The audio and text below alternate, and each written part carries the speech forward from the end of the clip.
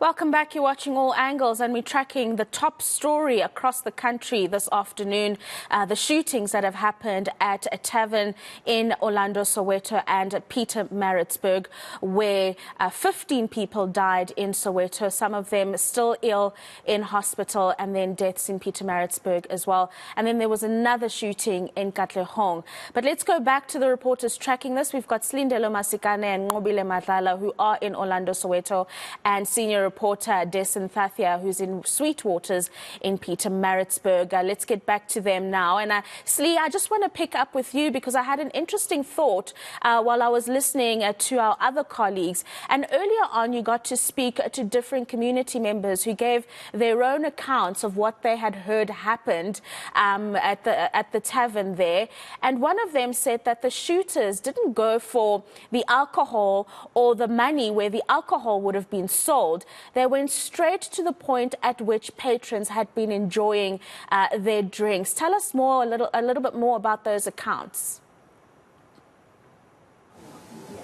Yeah, so we had an opportunity to speak to various community members here who were watching the police as they were conducting their own investigations, and many of whom, of course, are much too afraid to speak on camera, especially those who were not only eyewitnesses but who live quite close by to this particular tavern. And many of them are really, the common thread here is that a quantum came through with its occupants. The eyewitness I spoke to said that the gunmen were, in terms of the total number, were about 2, and that they certainly it did not seem like this was a robbery going wrong or anything of the sort.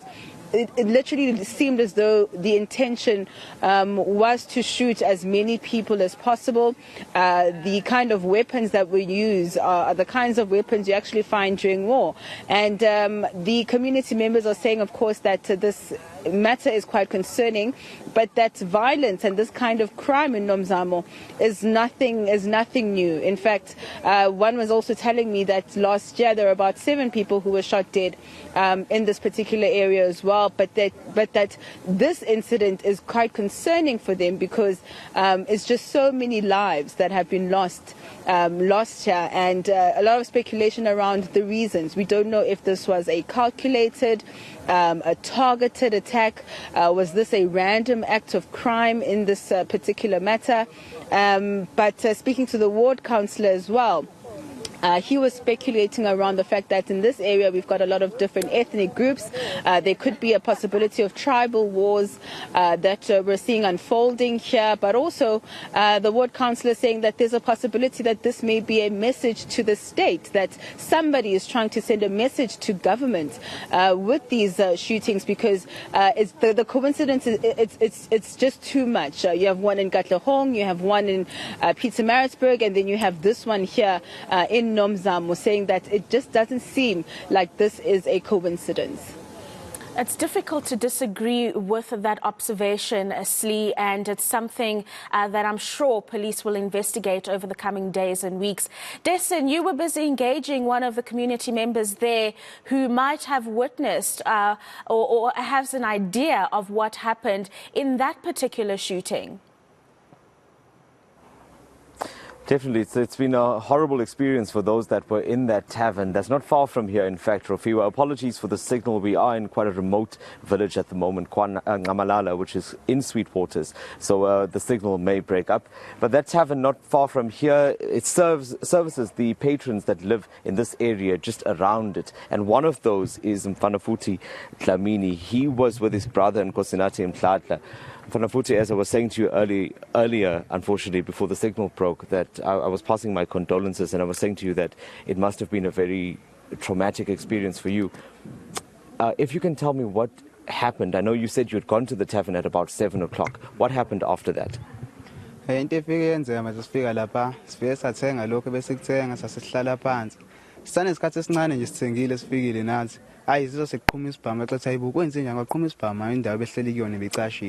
hayi siqhuma isibhamu mhlawumbe isikhathi esingango-15 minutes lo siqhumile nje simaxela sikwenze njani bona abantu beginqika phansi nabanye bacashe nasi sicashile la phansi kwamatafula sazi ukuthi kwenze njani sithukile emva kwalokho sesisithula usibhamu uqhuma sase sizama ukuphuma-ke naso sibone ukwenzakalani sizama ukubaleka ila ngibone khona-ke ubhoti wami nkosinathi wakamdladle silele phansi edubulekile kodwa bengakashoni la ifike washonela khona esibhedlela athi sesimphuthumisa khona.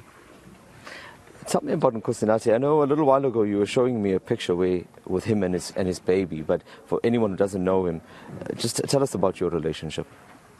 Unkosi ube umuntu oright ophila nawo wonke umuntu nathi besihlala kamnandi sihleka nje kumnandi akaza xabane nomuntu akananxa namuntu ngisho ephumile la yele khona ubuya kujabule kumnandi nabantu bengasho lutho lubi ngaye behlezi nje besho ukuthi hayi kube mnandi ukuhlala naye ngathi singaphinde sihlale naye ube umuntu nje impela ophila nawo wonke umuntu.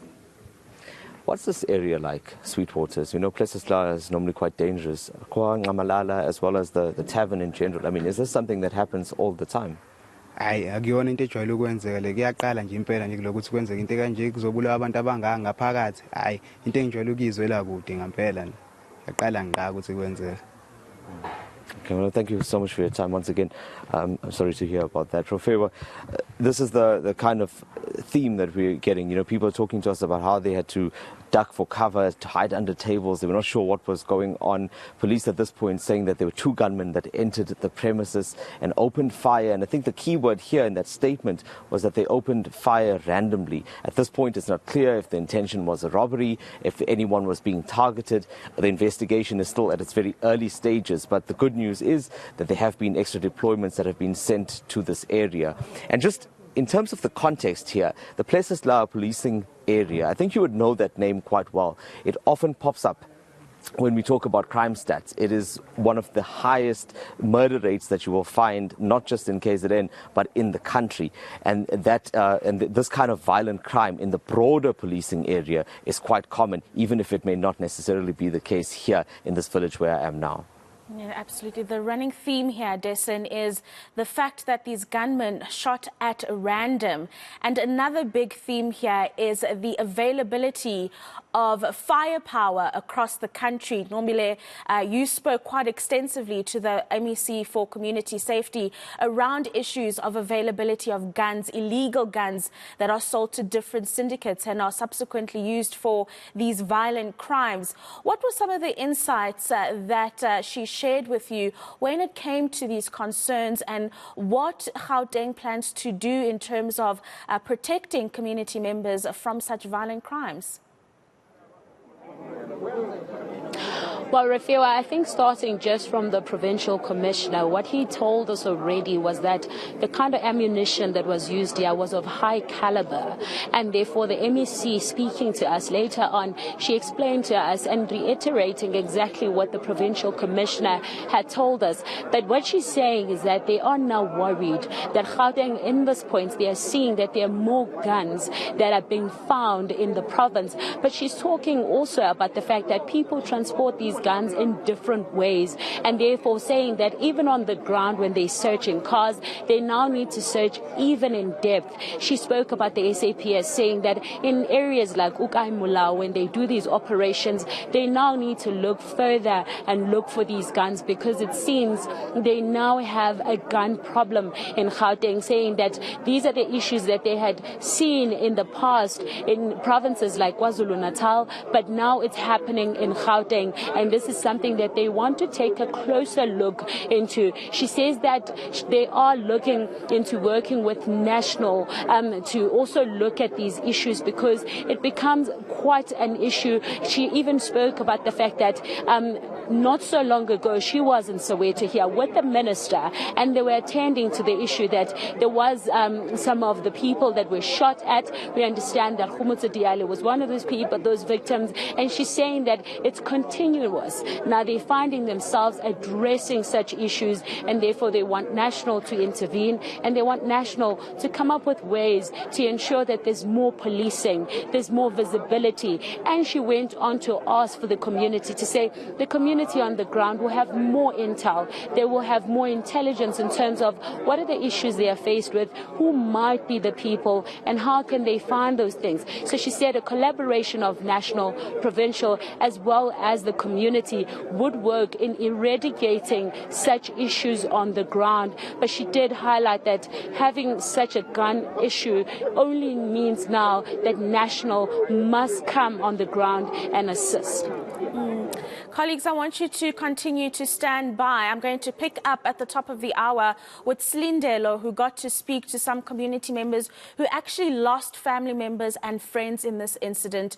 I'm going to pick up with her and just their feelings and really what the police need to be doing to ensure that incidents of this nature don't happen again. That is Slindelo Masikane, Ngobile Madlala and Desan Thathia that are covering those tavern shootings for us this afternoon.